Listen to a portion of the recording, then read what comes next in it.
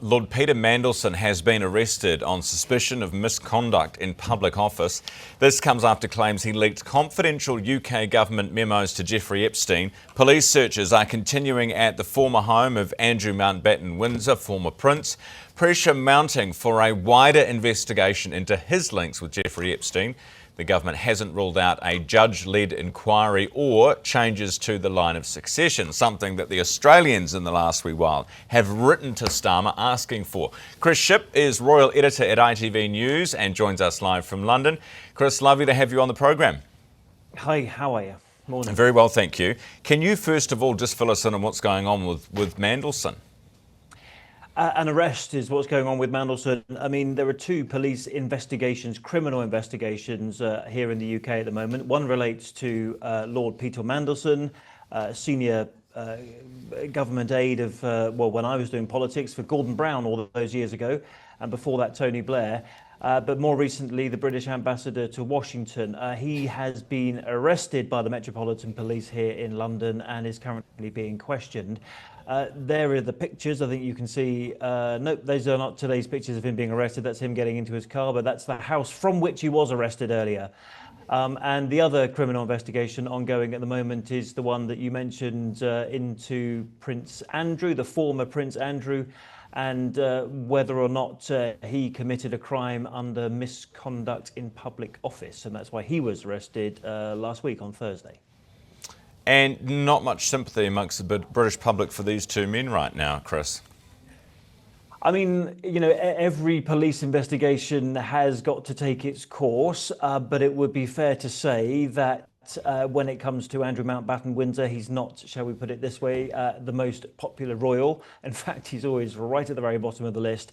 But his reputation has been damaged for a long time, but he's never been convicted of any crime. He's been accused of many things, and he's always denied any wrongdoing, but he's currently a suspect in a police investigation. I'm sure you probably heard this last week, but the first time a senior member of the royal family has been arrested since 1647, and we all know that was quite a long time ago, and that was when King Charles I was arrested after the English Civil War and later lost his head. But just puts it into some sort of context. I don't know why I needed the hand movement, but put it into some sort of context about why this is such a big moment. I mean, a historic moment. But of course, Andrew is under arrest, and he denies all the allegations against him. I know these are only allegations by police at the moment, charges that have, well, in one case, not even charges that have been laid, but arrests that have been made. Does it sort of reinforce, do you think, to some in the British public that there has been something dodgy going on between these, in the upper echelons of British society?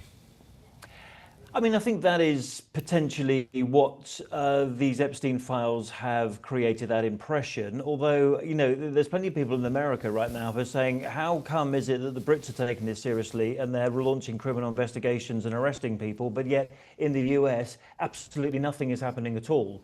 And that's probably much to do with the fact that which files were released and which files weren't by the Trump administration.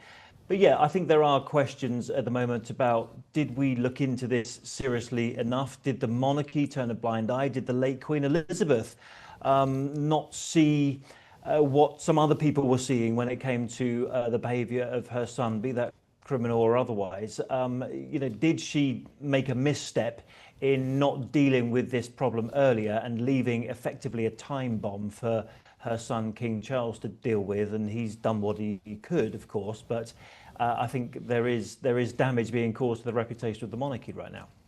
Do you think, I mean, you've been across this, you've been doing this for some time now, Chris, do you think she was too soft on her son? I mean, look, when these allegations came to light, and I think hindsight is a wonderful thing, and we all know more now than we did when Queen Elizabeth was alive. But I think many people could well argue that she didn't do much else other than make him step down as a working member of the royal family and take away some of his military titles.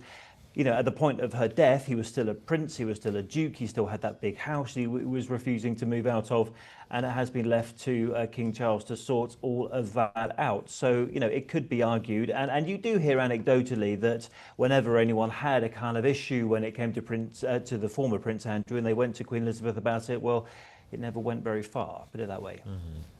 Chris, appreciate that update from you this morning. Thank you very much. Chris Shipp, ITV's royal editor from ITV News live in London.